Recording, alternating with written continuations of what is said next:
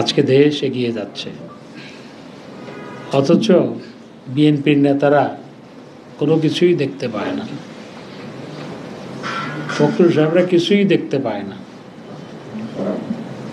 কালকে মার্কিন যুক্তরাষ্ট্রের সহকারী পররাষ্ট্রমন্ত্রী, এই অঞ্চলের জন্য দায়িত্বপ্রাপ্ত সহকারী পররাষ্ট্রমন্ত্রী ঘুরে যাওয়ার পর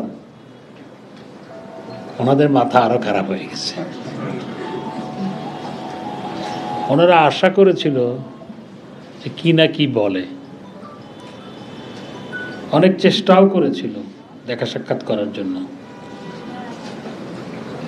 কিন্তু তাদের আশায় গুড়ে বালি দিয়ে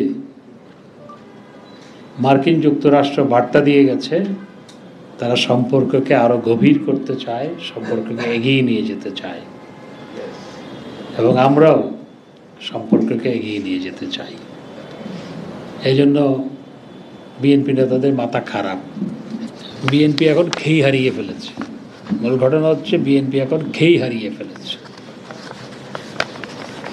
এখন আগে দেখতাম দুই একজন নেতা খেই হারিয়ে ফেলে, গয়েশ্বর বাবু খেই হারায়, আর যুগ্ম সাধারণ সম্পাদক রুহুল কবির রিজভী আবুল তাবুল বলে।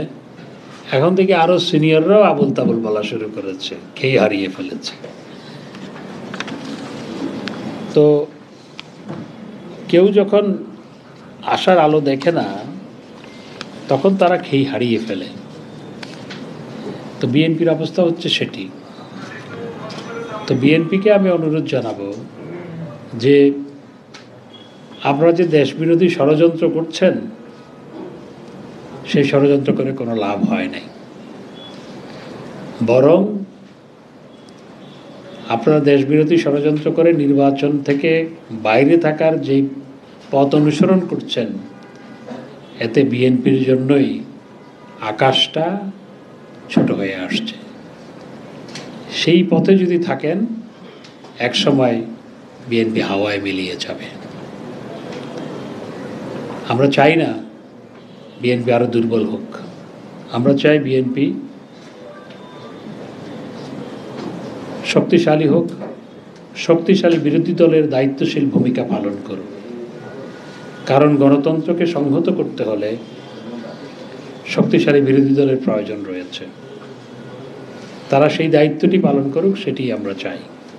জননেত্রী শেখ হাসিনা 17 মে 1981 সালে